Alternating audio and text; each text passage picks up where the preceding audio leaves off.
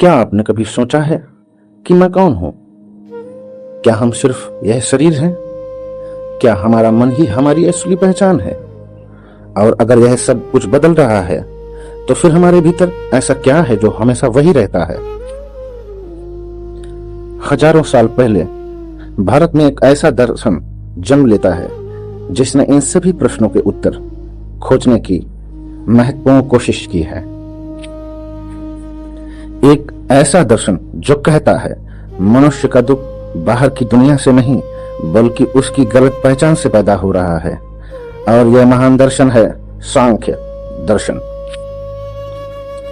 इस वीडियो में हम जानेंगे सांख्य दर्शन क्या है, इसके प्रवर्तक, इसके सृजक कौन थे, पुरुष और प्रकृति में क्या भेद है, यह 3 गुण कौन कौन से हैं, यह 25 तत्व कौन से हैं और इनका क्या मतलब है, और आखिर यह दर्शन मुक्त का मार्ग कैसे बताता है। सांख्य दर्शन भारत के 6 आस्तिक दर्शनों में से एक है। इसे भारत का सबसे प्राचीनतम दार्शनिक तंत्र भी कहा जाता है। इसके प्रवर्तक कपिल मुनि को माना जाता है। यद्यपि इसको 6 आस्तिक दर्शनों में शामिल किया जाता है, लेकिन यह आस्तिक दर्शन है क्या, यह विचारणीय है। इसमें 25वें तत्व की संकल्पना जुड़ जाने से यह ईश्वरीय हो जाता है। जब अन्य दर्शनों ने सांख्य को अपनाया या ईश्वरवादी दर्शनों ने सांख्य को अपनाया, उन्होंने इसे अपनी भांति प्रस्तुत किया। इसे आस्तिक दर्शन का तमगा पहना दिया, इसे आस्तिक दर्शन के कपड़ों से संवार के तैयार कर दिया। अब यह आस्तिक से नास्तिक दर्शन न रहा, यह नास्तिक दर्शन न रहा और फिर यह आस्तिक दर्शन के भांति ही प्रचारित किया गया। पुराना सांख्य दर्शन 24 तत्वों को मानता है और वह कहता है ये 24 तत्व भी मूल तत्व प्रकृति से पैदा हैं। यह 24 तत्व एक प्रकृति का हिस्सा है और यह नास्तिक दर्शन कहलाता है। और जैसे ही इसमें 25वें तत्व को ईश्वर रूप में जोड़ा जाता है, यह आस्तिक दर्शन हो जाता है। तो यह आस्तिक दर्शन भी है और नास्तिक दर्शन भी। सांख्य का मूल अर्थ होता है विश्लेषण करना। वह एक तत्व का विश्लेषण करके 24 तत्वों की व्याख्या करता है और इस संपूर्ण सृष्टि के समस्त रहस्यों को इन 24 तत्वों के माध्यम से उजागर करने की उद्घोषणा करता है। क्योंकि यह दर्शन पूरे ब्रह्मांड को तत्वों में विभाजित करके समझाता है। लेकिन सांख्य सिर्फ दर्शन नहीं है, यह जीवन देखने का तरीका है। यह कहता है कि मनुष्य का सबसे बड़ा दुख यह है कि वह खुद की पहचान नहीं जानता। वह खुद को गलत पहचानों में डाले हुए है। वह अपने आप को पहचान नहीं पाया, यही उसका दुख है। हम पूरी जिंदगी शरीर, मन और भावनाओं में उलझे रहते हैं, लेकिन हमारा असली स्वरूप इनसे परे है। सांख्य का मुख्य उद्देश्य दुख मुक्ति से है, लेकिन इससे पहले यह समझना जरूरी होगा दुख पैदा क्यों होता है, इसकी उत्पत्ति कहां से होती है। सांख्य दर्शन कहता है जब यह इंसान अपने शरीर को मैं समझ लेता है तभी समस्याएं शुरू होना प्रारंभ हो जाती हैं। अगर शरीर बीमार हुआ तो वह कहता मैं बीमार हो गया हूं। अगर मन उदास हुआ तो वह कहता है मैं उदास हो गया हूं, मैं दुखी हो गया हूं। लेकिन सांख्य कहता है तुम शरीर नहीं हो, तुम मन भी नहीं हो, तुम सिर्फ देखने वाले साक्षी हो। तुम एक दृष्टा हो जो संपूर्ण सृष्टि चक्र को देख रहा है। लेकिन सांख्य कहता है कि तुम सिर्फ शरीर नहीं, सिर्फ मन नहीं और सिर्फ इंद्रियों से स्वाद लेने वाले नहीं हो। सांख्य कहता है जैसे यह संपूर्ण आकाश बादलों से प्रभावित नहीं होता है, वैसे ही यह आत्मा सुख दुख से प्रभावित नहीं होती। यह दृष्टा सुख दुख को नहीं स्पर्शित करता है। लेकिन जब हम दृष्टा न मानकर दृश्य हो जाते हैं, दृश्य में खो जाते हैं, वही सारी समस्याएं पैदा होना शुरू हो जाती हैं। आस्तिक सांख्य दर्शन के अनुसार पूरे अस्तित्व में मूल तत्व 2 हैं, पुरुष और प्रकृति, प्रकृति और चेतना, प्रकृति और परमेश्वर। इससे पहले बात करते हैं पुरुष की, यानी शुद्ध चेतना, यानी वह दृष्टा जो हमेशा प्रकृति के बंधनों से मुक्त रहा है, मुक्त है और मुक्त रहेगा। वह न जन्म लेता है और न ही मरता है, वह सिर्फ साक्षी है, वह सिर्फ देखता है, कुछ भी करता नहीं है, इसीलिए वह किसी कार्य का कर्ता नहीं बनता। दूसरा तत्व है प्रकृति, यानी यह संपूर्ण भौतिक संसार जिसको हम इंद्रियों से अनुभव कर सकते हैं, जिसको हम देख सकते हैं, जिसको हम सुन सकते हैं, जिसको हम सूंघ सकते हैं, स्वाद ले सकते हैं और स्पर्श ले सकते हैं, वही प्रकृति है।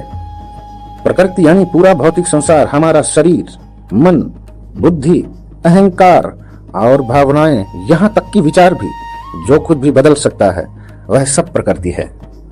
वह सब जिसमें निरंतर परिवर्तन हो रहा है, क्षण क्षण बदल रहा है, वह सब प्रकृति का हिस्सा है। सांख्य कहता है वह सब प्रकृति के हिस्से में आने वाली चीजें हैं। सांख्य विचारधारा के विद्वान कहते हैं, मान लो एक नाटक चल रहा है, मंच पर एक अभिनेता अभिनय कर रहा है, लेकिन दर्शक सिर्फ देख रहे हैं। यहाँ अभिनेता प्रकृति है और दर्शक पुरुष हैं। समस्या तब होती है जब दर्शक खुद को अभिनेता समझने लगता है और कहने लगता है जो मंच पर चल रहा है वह ठीक नहीं है, वह अनुकूल नहीं है। समस्या वहीं आरंभ हो जाती है। यह झूठी पहचान हमें अनेक दुखों में ढकेल देती है। सांख्य दर्शन कहता है प्रकृति 3 गुणों से बनी है। सत्व का अर्थ है शांति, संतुलन, ज्ञान, पवित्रता और करुणा, प्रेम, दया। इन भावनाओं का उच्चतम स्वरूप सत्व कहलाता है। इससे मन शांत और स्पष्ट हो जाता है और महान शक्ति का उदय होता है मन में। यह हमारे जीवन को संतुलित करता है।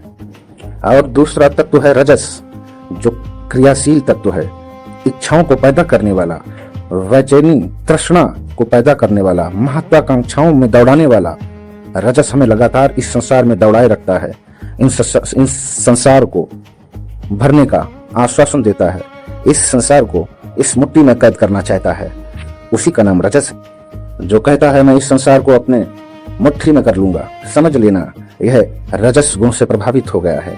इसमें रजस की प्रकृति बढ़ गई है, इसीलिए यह अंधाधुंध दौड़े जा रहा है, बगैर इसको जाने कि इसकी यह दौड़ मृत्युशैया पर जाकर ही समाप्त होने वाली है। और सांख्य कहता है तीसरा तत्व जो हमारे अंदर महत्वपूर्ण है वह है तमस। तमस का अर्थ है अज्ञान, आलस्य, भ्रम, जड़ता और विनाश करने की प्रवृत्ति।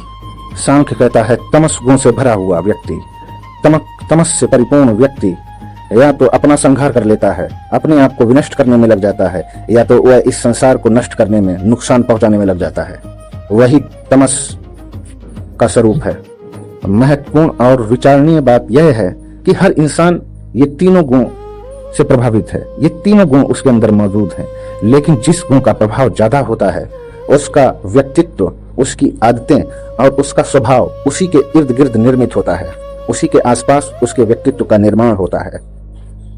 अब आते हैं सांख्य दर्शन के सबसे महत्वपूर्ण और प्रसिद्ध सिद्धांत कि 25 तत्व वाला यह सांख्य दर्शन सत्य है या 24 तत्वों वाला यह सांख्य दर्शन सत्य है। 25 तत्व वाला सांख्य दर्शन 2 तत्वों की उद्घोषणा से प्रारंभ होता है, प्रकृति और पुरुष से।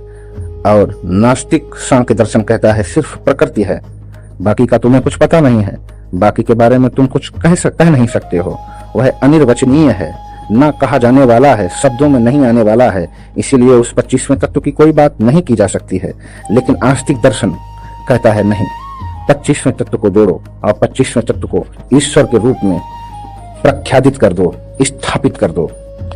सांख्य कहता है यह मन, जो बुद्धि है तुम्हारे अंदर, और जो अहंकार है, इंद्रियों का जो इतना आकर्षित करने वाला स्वरूप है, वह सब इस प्रकृति के कारण ही है।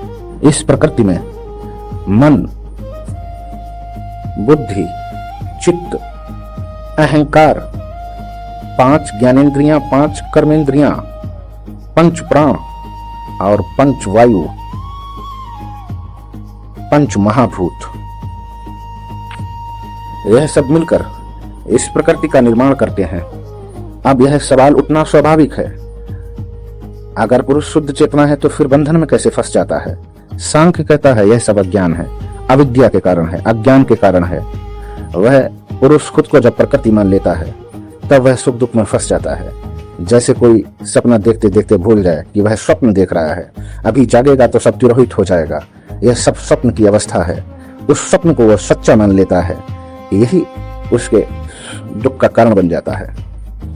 सांख्य दर्शन के अनुसार मुक्ति का अर्थ है अपने असली स्वरूप को पहचान लेना। जब मनुष्य समझ जाता है मैं शरीर नहीं हूं, मैं ये फंसाने वाला मन भी नहीं हूं, मैं सिर्फ शुद्ध चेतना हूं जो इस दृष्टा के रूप में बैठा हुआ है, जो संपूर्ण सृष्टि को देख रहा है, जो भीतर से ही सब कुछ जान रहा है, दृष्टा है, कभी भी करता नहीं है, कभी भी करने वाला नहीं है, उस तत्व को ही शुद्ध चेतना कहता है सांख्य। इसे ही कैवल्य, निर्माण, मुक्ति और मोक्ष कहा जाता है। आज के वर्तमान समय में भी सांख्य दर्शन बेहद प्रासंगिक है। आज का इंसान तनाव, चिंता और भय में जी रहा है। क्यों? क्योंकि वह अपने विचारों से जुड़ गया है। लेकिन अगर हम साक्षी बनना सीख जाएं, साक्षी होने की साधना करें, ध्यान, तपश्चर्या और अंतर्ज्ञान के मार्ग में उतरें, तो सत्य तक पहुंच सकते हैं। सांख्य कहता है तब हमारी यात्रा सत्य तक पहुंचने लायक हो सकती है। सांख्य दर्शन हमें सिखाता है कि हम यह शरीर नहीं है और न ही हम ये मन है, हम शुद्ध चेतना है, शुद्ध चेतन में है। यही स्वरूप हमें सांख्य दर्शन की साधना करके जानना होगा। सांख्य के मार्ग पर निकल के हमें इस सत्य तक पहुंचना होगा। यही हमारे सांख्य का उद्देश्य है, यही सांख्य का मार्ग है जो इस वर्तमान समय में अत्यंत उपयोगी है।